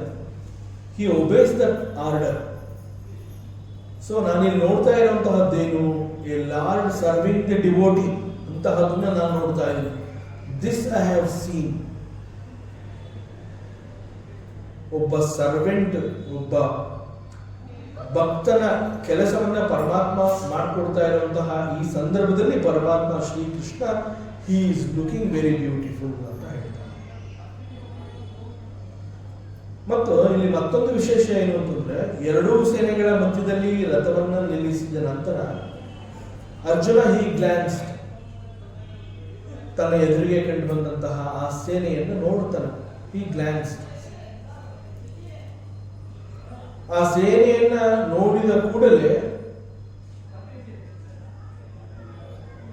ಆ ಕ್ಷಣದಲ್ಲಿ ಅವನಿಗೆ ಡಿಪ್ರೆಷನ್ ಆಗುತ್ತೆ, ಡಿಪ್ರೆಷನ್ಗೆ ಒಳಗಾಗ್ತಾನೆ. ಯಾಕೆಂತಂದ್ರೆ ಎದುರುಗಡೆ ಪಿತಾಮಹ ಭೀಷ್ಮ ಇರ್ತಾನೆ, ದ್ರೋಣ, ಕೃಪಾಚಾರ್ಯ, ಅವನ ಕಸಿನ್ಸ್ಗಳು, ಅಣ್ಣ ತಮ್ಮಂದರು, ಸ್ನೇಹಿತರು, ಇವರೆಲ್ಲರೂ ಇರ್ತಾರೆ. ಇವ್ರುಗಳ ಜೊತೆ ನಾನು ಯುದ್ಧ ಮಾಡ್ಬೇಕಂತ ಹೇಳಿ ಅವನಿಗೆ ಒಂದು ರೀತಿಯ ಡಿಪ್ರೆಷನ್ ತರ ಆಗುತ್ತೆ. ಅಂದ್ರೆ ಅವನ ಮನಸ್ಸು ದುರ್ಬಲವಾಗುತ್ತೆ. ಆದ್ರೆ ಅದೇ ಜಾಗದಲ್ಲಿ ರಥವನ್ನು ಓಡಿಸ್ಕೊಂಡು ಬಂದಂತಹ ಕೃಷ್ಣ ಅವನು ಕೂಡ ಎದುರು ಭಾಗದ ಸೇನೆಯನ್ನು ನೋಡ್ತಾನೆ. ಅವರೆಲ್ಲರನ್ನ ನೋಡಿದಾಗ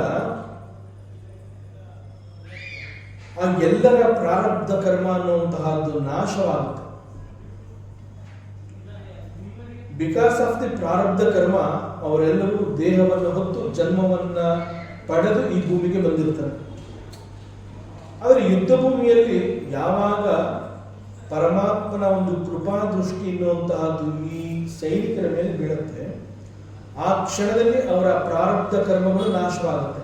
ಪ್ರಾರಬ್ಧ ಕರ್ಮಗಳು ನಾಶವಾದ ನಂತರ ಅಲ್ಲಿ ದೇಹಕ್ಕೆ ಯಾವ ಕೆಲಸ ಕೂಡ ಇರೋದಿಲ್ಲ. ದೇಹ ಬರೋಕೆ ದೇಹ ಅನ್ನುವಂತಹದ್ದು ನಮಗೆ ಸಿಗದೆ ಬಿಕಾಸ್ ಆಫ್ ದಿ ಪ್ರಾರಬ್ಧ ಕರ್ಮ. ಅದರಲ್ಲಿ ಎಲ್ಲ ಪ್ರಾರಬ್ಧ ಕರ್ಮಗಳು ಕೂಡ ನಾಶವಾಗಿ ಹೋಗುತ್ತೆ. ಸೊ ಇಂತಹದ್ದನ್ನ ಭೀಷ್ಮದೇವ ನೋಡ್ತಾನೆ. ಅವನು ಹೇಳ್ತಾನೆ, this is the difference between a ನರದೃಷ್ಟಿ ಅಂಡ್ ನಾರಾಯಣ ದೃಷ್ಟಿ. This I have seen. ಯಂ ಇಹ ನಿರೀಕ್ಷ್ಯ, ಯಾರೆಲ್ಲರನ್ನ ಪರಮಾತ್ಮ ಶ್ರೀಕೃಷ್ಣ ನೋಡಿರ್ತಾನೆ, ಹತಾಗತಾಹ ಸ್ವರೂಪ, ಆಲ್ ಆಫ್ ದೆಮ್, ಅವರೆಲ್ಲರಿಗೂ ತಮ್ಮ ಸ್ವರೂಪ ಜ್ಞಾನ ಅದು ಸಿಗುತ್ತೆ. ನಾನು ಯಾರು ಅನ್ನುವಂತಹದ್ದು ಅವರೆಲ್ಲರಿಗೂ ಗೊತ್ತಾಗುತ್ತೆ. ದೇಹವನ್ನ ಕಳ್ಕೋತಾರೆ. ದೇಹವನ್ನ ಕಳ್ಕೊಂಡಾಗ they all understand that they are nothing but the pure consciousness, ಸ್ವರೂಪ ಜ್ಞಾನ. ಸೊ ಅವರೆಲ್ಲರಿಗೂ ತಮ್ಮ ಸ್ವರೂಪ ಜ್ಞಾನ ಅನ್ನುವಂತಹದ್ದು ಸಿಗುತ್ತೆ. and they all attain moksha, they were all liberated. ಈ ಒಂದು ಸಂದರ್ಭದಲ್ಲಿ ಭೀಷ್ಮನ ಸ್ತುತಿನಲ್ಲಿ ಭೀಷ್ಮ ಅಬ್ಸರ್ವ್ ಮಾಡಿರುವಂತಹ ಈ ಜಾಗದಲ್ಲಿ ಕೆಲವು ಜ್ಞಾನಿಗಳು ಕಮೆಂಟ್ಸ್ ಮಾಡ್ತಾರೆ, ವ್ಯಾಖ್ಯಾನ ಮಾಡ್ತಾರೆ. ಅವರು ಹೇಳ್ತಾರೆ, ಈ ಯುದ್ಧ ಭೂಮಿನಲ್ಲಿ ಪಾಂಡವರು ಎದುರಾಳಿಯಾಗಿ ನಿಂತು ಯುದ್ಧ ಮಾಡಲಿಕ್ಕಿದ್ದಂತಹ ಎಲ್ಲ ಸೈನಿಕರ ಮೇಲೆ ಪರಮಾತ್ಮ ಶ್ರೀಕೃಷ್ಣನ ದೃಷ್ಟಿ ಬಿದ್ದಿದ್ದರಿಂದ ಅವರೆಲ್ಲರ ಪ್ರಾರಬ್ಧ ಕರ್ಮ ಅನ್ನುವಂತಹದ್ದು ನಾಶವಾಗಿ ಅವರೆಲ್ಲರೂ ಮೋಕ್ಷವನ್ನು ಸಾಧಿಸಿದರು. It is okay. ಆ ಪಾಂಡವರ ವಿರುದ್ಧವಾಗಿ ಇದ್ದಂತಹ ಅವರೆಲ್ಲರಿಗೂ ಮೋಕ್ಷವೇ ಸಿಕ್ಕಿತು ಅಂತಂದ ಮೇಲೆ ಇದೇ ಶ್ರೀಕೃಷ್ಣ ಮತ್ತು ಅರ್ಜುನ ಅರ್ಥಾತ್ ಪಾಂಡವರ ಎದುರಾಗಿ ನಿಂತು ಯುದ್ಧ ಮಾಡುತ್ತಿದ್ದಂತಹ ಭೀಷ್ಮನ ಮೇಲೂ ಕೂಡ ಶ್ರೀಕೃಷ್ಣನ ದೃಷ್ಟಿ ಬಿದ್ದಿರುತ್ತೆ. ಆ ಎಲ್ಲ ಸೈನಿಕರಿಗೆ ಆ ಕ್ಷಣದಲ್ಲಿ ಅವರ ಪ್ರಾರಬ್ಧ ಕರ್ಮಗಳು ನಾಶವಾಗಿ ಅವರಿಗೆಲ್ಲ ಮೋಕ್ಷ ಸಿಗುತ್ತೆ.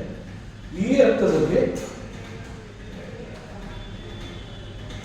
ಭೀಷ್ಮನಿಗೂ ಕೂಡ ಮೋಕ್ಷ ಪ್ರಾಪ್ತವಾಗಬೇಕಾಗಿದೆ. ಇಂತಹ ಒಂದು ಸಂಶಯಕ್ಕೆ ಇದೇ ಭಾಗವತದಲ್ಲಿ 3ನೇ ಸ್ಕಂದದಲ್ಲಿ ಉದ್ಧವ ಒಂದು ಮಾತು ಹೇಳ್ತಾರೆ.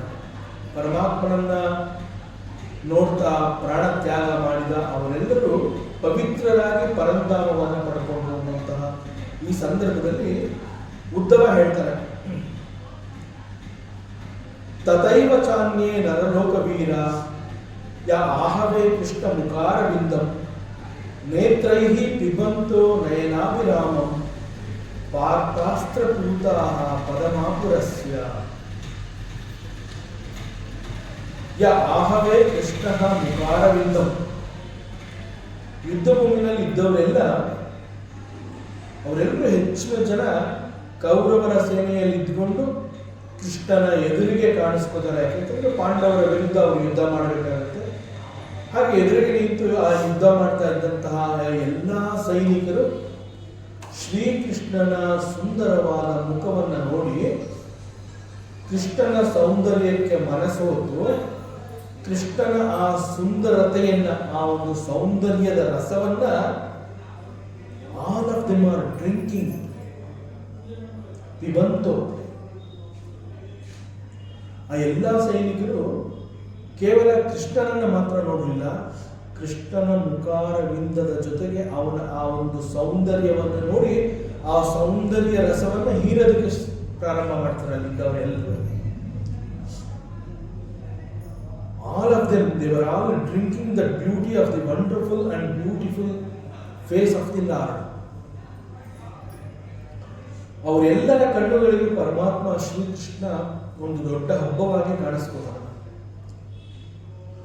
ಮತ್ತು ಶ್ರೀಕೃಷ್ಣನ ಮುಖಾರವಿಂದವನ್ನು ನೋಡಿದ ಮೇಲೆ ಅಷ್ಟು ಸಾಲದು ಅಂತ ಹೇಳಿ ಅವನ ಸೌಂದರ್ಯವನ್ನ ರಸ ಆಸ್ವಾದನೆ ಅಂತ ಹೇಳ್ತಾರೆ.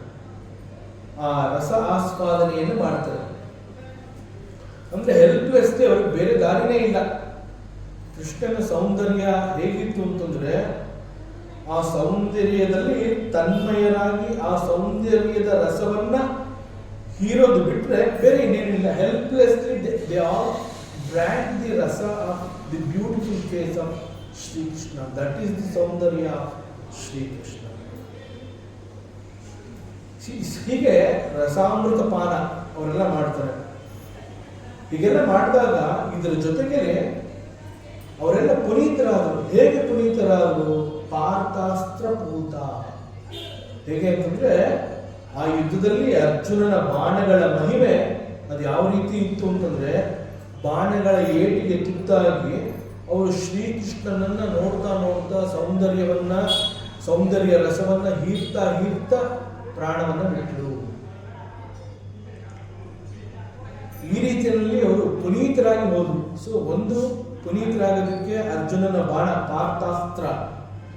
ಎರಡನೇದು ಆ ಪ್ರಾಣ ಹೋಗುವಂತಹ ಸಮಯದಲ್ಲಿ ಅವರ ಮನಸ್ಥಿತಿ ಹೇಗಿತ್ತು, ಅವರ ಅನುಭವ ಹೇಗಿತ್ತು ಅಂತಂದ್ರೆ ಸಾಕ್ಷಾತ್ ಶ್ರೀಕೃಷ್ಣನ ಸೌಂದರ್ಯ ರಸವನ್ನ ಹೀರ್ತ ರಸಾಮೃತ ಪಾನ ಮಾಡ್ತಾರೆ. ಅಷ್ಟು ತೃಪ್ತಿ ಸಿಗುತ್ತೆ ಅವರೆಲ್ಲ. ಪರಮಾತ್ಮನ ಕಾರಣದಿಂದ ಮರಣ ಪ್ರಾಪ್ತವಾಗತ್ತೆ ಅಂತಂದ್ರೆ it is nothing but the ಮೋಕ್ಷ.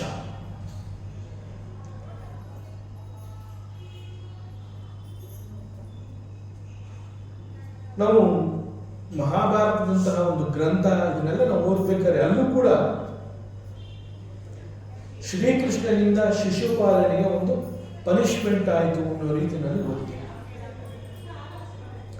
ಆಕ್ಚುಲ್ ಆಗಿ ಪರಮಾತ್ಮ ಶ್ರೀಕೃಷ್ಣನಿಂದ ದೊರೆತಂತಹ ಮರಣ for Shishupala cannot be A punishment.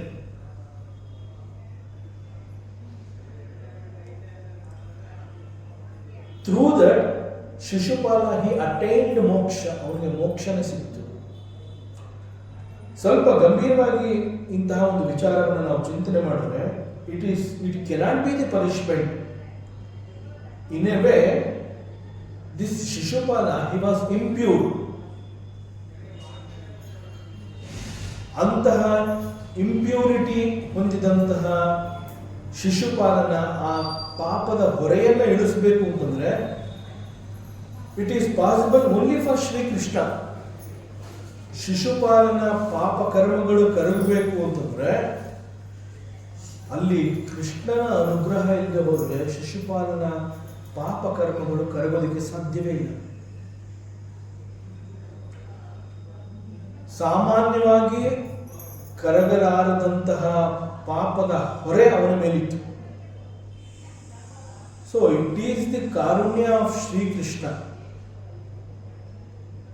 That he attained moksha through ಶ್ರೀಕೃಷ್ಣನಿಂದ ಸಿಕ್ಕಂತಹ ಒಂದು ಮರಣ.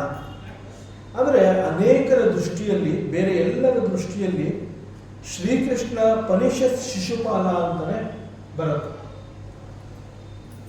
But by prescribing the punishment, Shishupala ಅವನ ಎಲ್ಲ ಕರ್ಮಗಳನ್ನ, ಪಾಪ ಕರ್ಮಗಳನ್ನ, ಸಿನ್ಸ್ ಅಂತ ಹೇಳ್ತೀವಿ, ಆ ಪಾಪ ಕರ್ಮಗಳನ್ನ ಕಳೆದುಕೊಂಡು ಮೋಕ್ಷವನ್ನ ಅವನು ಪಡ್ಕೋತಾ ಇದ್ದಾನೆ ಅಂತಂದ್ರೆ ಆ ಒಂದು ಇಂಪ್ಯೂರಿಟಿಯಿಂದ ಆ ಪ್ಯೂರಿಟಿಗೆ ಅವನು ಹೇಗೆ ಟ್ರಾವೆಲ್ ಮಾಡ್ದ ಅನ್ನುವಂಥದ್ದನ್ನು ನಾವು ನಮ್ಮ ಚಿಂತನೆಯಲ್ಲಿ ಇಟ್ಕೋಬೇಕು. ಸಾಮಾನ್ಯವಾಗಿ ಕರಗಲಾಗದಂತಹ ಪಾಪದ ಹೊರೆ, ದಟ್ ಈಸ್ ಕಾಲ್ಡ್ ಇಂಪ್ಯೂರಿಟಿ. ಒಂದು ಜನ್ಮದಲ್ಲಿ ನಾವು ಮಾಡಿದಂತಹ ಅನೇಕ ಕರ್ಮಗಳು ಕರಗೋದಕ್ಕೆ ಸಾಧ್ಯ ಇಲ್ಲ. ಅಂತಹದ್ರಲ್ಲಿ ಒಮ್ಮೆಲೆ ಒಂದು ಕ್ಷಣದಲ್ಲಿ ಅಷ್ಟೊಂದು ಪಾಪದ ಕರ್ಮಗಳು ಕರಗಿ ಆ ಇಂಪ್ಯೂರಿಟಿಯಿಂದ ಪ್ಯೂರಿಟಿಗೆ ಅವನು ಬದಲಾಗಿ ಹೋಗಿ ಮೋಕ್ಷವನ್ನೇ ಗಳಿಸ್ಕೊಂಡ ಅಂತಂದ್ರೆ it is nothing but the Karunya of the lord Shrikrishna. So ಈ ಅನೇಕ ಇಂತಹ ಒಂದು ಸಂದರ್ಭಗಳಲ್ಲಿ ಅಂತಿಮ ಕ್ಷಣ ಅಂತ ನಾವೇನು ಹೇಳ್ತೀವಿ, ಆ ಅಂತಿಮ ಕ್ಷಣದಲ್ಲಿ ಪರಮಾತ್ಮನ ಸ್ಮರಣೆ ಎನ್ನುವಂತಹದ್ದು is a very very very greatest vara. ಅಂತಹ ಒಂದು ಸ್ಮರಣೆ ಸಿಗಬೇಕು ಅಂತ. ಸೊ ಅಂತಿಮ ಕ್ಷಣದಲ್ಲಿ ಶ್ರೀಕೃಷ್ಣನ ದರ್ಶನ ಅಂತಂದ್ರೆ no doubt that it will take us to Paramadhama. Shishupala ಆಗಿರ್ಬೋದು, ಕರ್ಣ ಆಗಿರ್ಬೋದು, ಭೀಷ್ಮ ಆಗಿರ್ಬೋದು, ಯಾರೇ ಆಗಿರ್ಬೋದು, ಮರಣದ ಸಮಯದಲ್ಲಿ ಪರಮಾತ್ಮನ ಸ್ಮರಣೆ ನಮಗೆ ಸಿಗ್ತಾ ಇದೆ ಅಂತಂದ್ರೆ ಬಹುಶಃ ಕೊನೆಯ ಜನ್ಮ ಅಂತ ಹೇಳ್ತಾರೆ. It is not possible for everybody.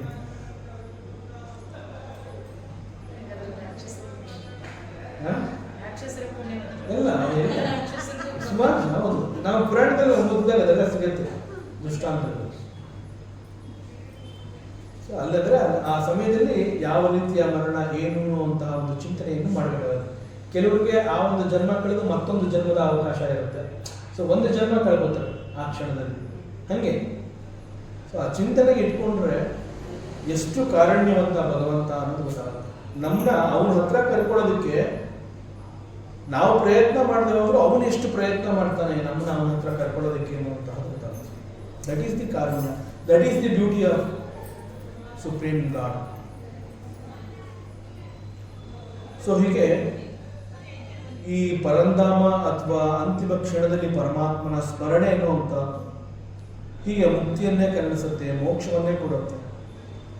So ಇಂಥದ್ದನ್ನೆಲ್ಲ ನಮ್ಮ ವೇದಾಂತ ಏನು ಹೇಳುತ್ತೆ ಅಂತಂದ್ರೆ ಈ ಒಂದು ಸಂದರ್ಭವನ್ನ ಎಕ್ಸಾಕ್ಟ್ಲಿ ಈ ಒಂದು ಸಂದರ್ಭವನ್ನ ಪರಮಾತ್ಮ ಐಕ್ಯ ಭಾವ, ನಮ್ಮ ಉಪನಿಷತ್ತುಗಳು ಬ್ರಹ್ಮೈಕ್ಯ ಭಾವ ಅಂತ ಕೂಡ ಹೇಳುತ್ತೆ. ಒಟ್ಟಿನಲ್ಲಿ ಇದೆಲ್ಲ ಏನ್ ಹೇಳುತ್ತೆ ಅಂತಂದ್ರೆ ಆಪರ್ಚುನಿಟೀಸ್, ಅವಕಾಶ ಅಂತ ನಾವೇನು ಹೇಳ್ತೀವಿ, ಅವಕಾಶಗಳು ನಮ್ಮ ಪಾಲಿಗೆ ಸಿಕ್ಕಿದಾಗ ಟೇಕಿಂಗ್ ಪರಮಾತ್ಮ ದರ್ಶನ is very very very great. ಒಂದು ಸಣ್ಣ ಅವಕಾಶವನ್ನು ಕೂಡ ನಾವು ಮಿಸ್ ಮಾಡ್ಕೋಬಾರ್ದು. ಪರಮಾತ್ಮನ ದರ್ಶನ ಆಗ್ತಾ ಇದೆ ಅಂತಂದ್ರೆ ಅಷ್ಟೇ ಸಾಕು ಅವಕಾಶ. We have to take the darshan, no compromise. So we should not miss that opportunity. ಸಾಮಾನ್ಯವಾಗಿ ನಾವೆಲ್ಲ ದೇವಸ್ಥಾನಕ್ಕೆ ಹೋದಾಗ ನಮಗೆ ಭಗವಂತನ ದರ್ಶನ ಆಯಿತು ಅನ್ನೋ ರೀತಿಯಲ್ಲಿ ನಾವು ಮಾತನಾಡ್ತೀವಿ.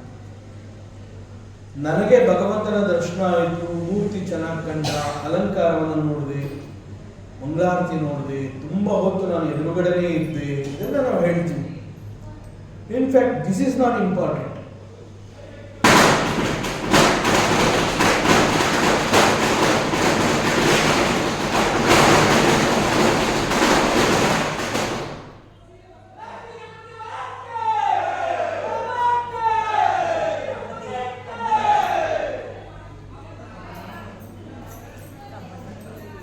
ನನಗೆ ಪರಮಾತ್ಮನ ದರ್ಶನ ಆಯಿತು ಅನ್ನುವಂತಹದಕ್ಕಿಂತ ಮುಖ್ಯವಾಗಿ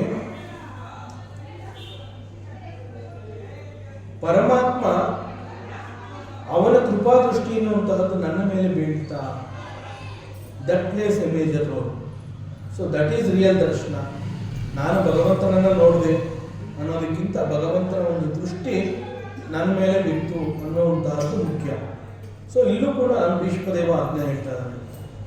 ಯಾಕೆಂತಂದ್ರೆ ಶ್ರೀಕೃಷ್ಣ ಕೂಡ ಭೀಷ್ಮನ ಅಂತಿಮ ಕ್ಷಣದಲ್ಲಿ ಶರಶಯ್ಯ ಮೇಲೆ ಮಲಗಿರ್ತಾನೆ.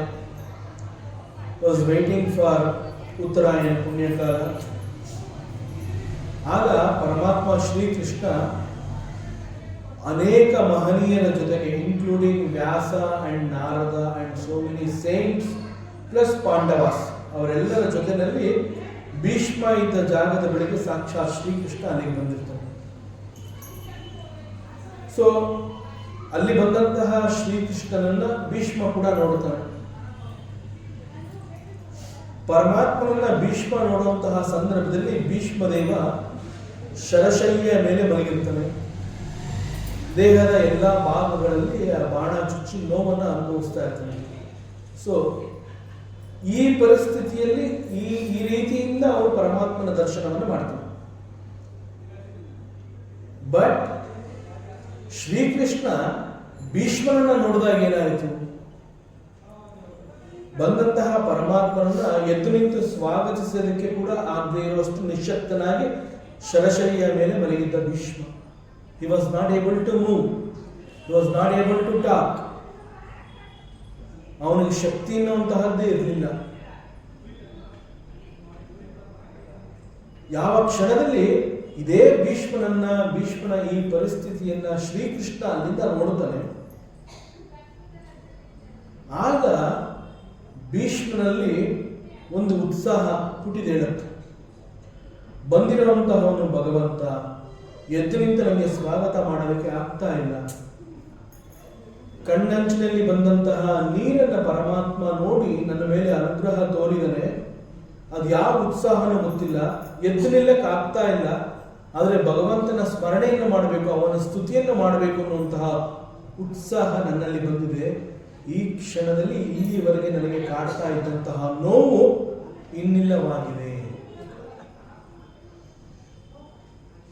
ಸೊ ನಾನು ಪರಮಾತ್ಮನನ್ನು ನೋಡಿದೆ ಅನ್ನೋದಕ್ಕೂ ಪರಮಾತ್ಮ ನನ್ನನ್ನು ನೋಡಿದ ಅನ್ನೋದಕ್ಕೆ ಇರುವಂತಹ ಒಂದು ವ್ಯತ್ಯಾಸ.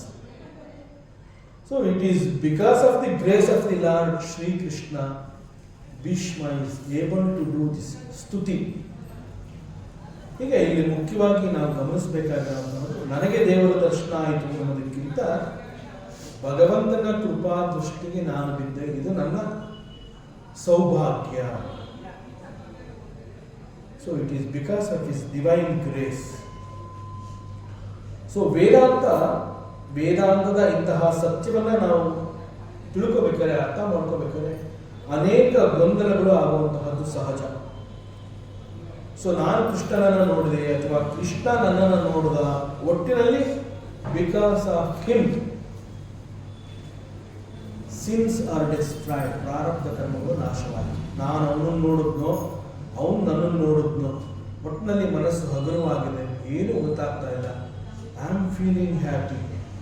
ನನಗೆ ಆನಂದವಾಗ್ತಾ ಇದೆ ಅಂತಂದ್ರೆ, ನನಗೆ ಆನಂದದ ಅನುಭವ ಯಾಕೆ ಆಗತ್ತೆ ಅಂತಂದ್ರೆ, ದಿಸ್ ಆನಂದ ಅಂತ ನಾವೇನಂತೀವಿ, ದಿಸ್ ಇಸ್ ದಿ ಸ್ವರೂಪ ಆಫ್ ಪರಮಾತ್ಮ. ನಾವೇನು ಒಂದು ಸಂತೋಷ ಆನಂದ ಅಂತೀವಿ, ದಟ್ ಈಸ್ ದಿ ಸ್ವರೂಪ ಆಫ್ ಭಗವಂತ. ಅದರ ಅನುಭವ ನನಗೆ ಆಗ್ತಾ ಇದೆ ಅಂತಂದ್ರೆ ಬಹುಶಃ ಇಲ್ಲಿ ಪ್ರಾರಬ್ಧ ಇಲ್ಲ. ಪ್ರಾರಬ್ಧ ಇಲ್ಲದೆ ಇದ್ದಿದ್ರಿಂದ ಭಗವಂತ ನನ್ನ ಹತ್ರ ಇದ್ದಾನೆ, ನನಗೆ ಆನಂದದ ಅನುಭವ ಆಗ್ತಾ ಇದೆ. ಸೊ ಈ ರೀತಿ ಅನೇಕ ಪ್ರಶ್ನೆಗಳು ನಮಗೆ ಬರುತ್ತೆ. ಮತ್ತು ಮುಖ್ಯವಾಗಿ ಬರುವಂತಹದ್ದು ಏನು ಅಂತಂದ್ರೆ, ಪರಮಾತ್ಮನ ಕೃಪಾ ದೃಷ್ಟಿ ಎನ್ನುವಂತಹದ್ದು ನಮ್ಮಲ್ಲಿ ಇಷ್ಟು ಬದಲಾವಣೆಯನ್ನ ಮಾಡುತ್ತಾ, ಇಷ್ಟೊಂದು ಸಂಚಲನವನ್ನ ಪರಮಾತ್ಮನ ದೃಷ್ಟಿ ನಮಗೆ ಕೊಡುತ್ತಾ ಅನ್ನುವಂತಹ ಡೌಟ್ಸ್ ಬರುತ್ತೆ. ಯಾಕೆಂತಂದ್ರೆ ಭಗವಂತ ಬಾಯ್ಬಿಟ್ಟು ಹೇಳೋದಿಲ್ಲ ನಾನು ನಿನ್ನನ್ನು ನೋಡಿದೆ ಅಂತ. ಹೇಳೋದಕ್ಕೆ ಬಂದಿರುವಂತಹ ಭಗವಂತನ ಗುರುತಿಸೋ ಶಕ್ತಿ ಕೂಡ ನಮಗಿಲ್ಲ. ಅಂಥದ್ರಲ್ಲಿ ಭಗವಂತ ಇಂತಹ ಒಂದು ಚಮತ್ಕಾರಗಳನ್ನ ಮಾಡೋದಕ್ಕೆ ಸಾಧ್ಯವ? ಭಗವಂತ ನಿಧಾನ ಫಸ್ಟ್ ಅದನ್ನು ಹೇಳಿ ಅಂತ ಕೇಳ್ತಾರೆ ಜನ. ಆದ್ರಿಂದ ಭಗವಂತನ ಬಗ್ಗೆ ಮತ್ತು ವೇದಾಂತದ ಇಂತಹ ಸತ್ಯದ ಬಗ್ಗೆ ಪ್ರಶ್ನೆಗಳು ಬಂದಾಗ ಮುಖ್ಯವಾಗಿ ನಾವು ರಿಯಾಕ್ಟ್ ಮಾಡದೆ ಕೇವಲ ಪ್ರಕೃತಿಯನ್ನ ನಾವು ಅಭ್ಯಾಸ ಮಾಡಿದ್ರೆ ಸಾಕು, ನಮಗೆ ಸತ್ಯ ಗೊತ್ತಾಗುತ್ತೆ. ನೇಚರ್, ಪ್ರಕೃತಿ, ಆ ದೈವ ನಿಯಮ ಅನ್ನೋದು ಹೇಗಿರುತ್ತೆ ಅನ್ನುವಂತಹದ್ದನ್ನು ಸ್ವಲ್ಪ ನಾವೇ ಆಲೋಚನೆ ಮಾಡಿ ಚಿಂತನೆಗೆ ತಗೊಂಡ್ರೆ ಭಗವಂತನ ಶಕ್ತಿ ಹೇಗೆ ಇಲ್ಲೆಲ್ಲ ಇದೆ ಅನ್ನೋದು ಗೊತ್ತಾಗುತ್ತೆ. ಪ್ರಕೃತಿಯಲ್ಲಿ ಅನೇಕ ವಿಸ್ಮಯಗಳು, ಅನೇಕ ಸತ್ಯಗಳು ನಮ್ಮ ತರ್ಕಕ್ಕೆ ಸಿಗದಂತೆ ಅದು ನಡೀತಾ ಇರುತ್ತೆ. ಒಂದು 3 ಎಕ್ಸಾಂಪಲ್ಸ್ ನಾವಿಲ್ಲಿ ನೋಡಬೇಕು ಅಂತಂದ್ರೆ, ಒಂದು 3 ಪ್ರಾಣಿ ಪಕ್ಷಿಗಳನ್ನು ನಾವಿಲ್ಲಿ ಅರ್ಥ ಮಾಡ್ಕೋಬೇಕು. ಸಾಮಾನ್ಯವಾಗಿ ಬರ್ಡ್ಸ್, ಪಕ್ಷಿ ಅಂತ ಹೇಳ್ತೀವಿ. ಪಕ್ಷಿಗಳು ಏನ್ ಮಾಡುತ್ತವೆ, ಆ ಮರಿಗಳಿಗೆ ಜನ್ಮವನ್ನ ಕೊಡ್ಬೇಕಾದ್ರೆ ಮೊದಲು ಮೊಟ್ಟೆಯನ್ನ ಹಾಕುತ್ತೆ ಪಕ್ಷಿಗಳು. ಆ ಮೊಟ್ಟೆ ಹಾಕಿದ ನಂತರ ಆ ಮೊಟ್ಟೆಯ ಮೇಲೆ ಪಕ್ಷಿಗಳು ಕೂತು ಕಾವು ಕೊಟ್ಟು ಮೊಟ್ಟೆ ಒಡೆದು ಆ ಮರಿಗಳಿಗೆ ಜನ್ಮವನ್ನು ಕೊಡುತ್ತೆ. ಸೊ ಇಲ್ಲಿ ಮರಿಗಳಿಗೆ ಹೇಗೆ ಜನ್ಮ ಸಿಕ್ತು ಅಂತಂದ್ರೆ ಆ ತಾಯಿ ಪಕ್ಷಿಯ ಕಾವಿನ ಮೂಲಕ ಆ ಮೊಟ್ಟೆ ಒಡೆದು ಜನ್ಮವನ್ನು ಪಡ್ಕೊಳ್ಳುತ್ತೆ. ನಾವು ಆಮೆ ಅಂತ ಹೇಳಿದಾಗ ಆಮೆ ಯಾವ ರೀತಿ ಜನ್ಮವನ್ನು ಕೊಡುತ್ತೆ ಅಂತಂದ್ರೆ ಕೇವಲ ಒಂದು ಧ್ಯಾನ, just through meditation, intense meditation ಅಂತ ಹೇಳ್ತೀವಲ್ಲ, ಆ ರೀತಿ ಮಾಡುವ ಮೂಲಕ ಆಮೆ ತನ್ನ ಮರಿಗಳಿಗೆ ಜನ್ಮವನ್ನು ಕೊಡುತ್ತೆ.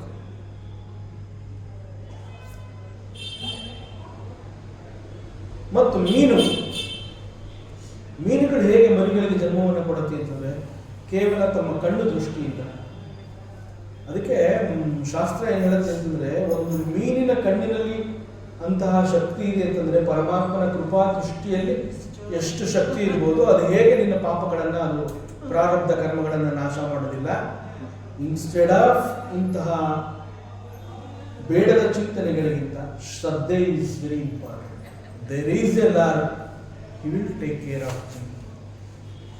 He will take care of me ಅಲ್ಲ, he is already taking care of us. ಅನೇಕ ಇಂತಹ ವೇದಾಂತದ ವಿಚಾರಗಳು ಇವತ್ತು ನಮ್ಮ ಕಿವಿಗೆ ಬೀಳ್ತಾ ಇದೆ ಅಂತಂದ್ರೆ it is because of the Karunya of the lord.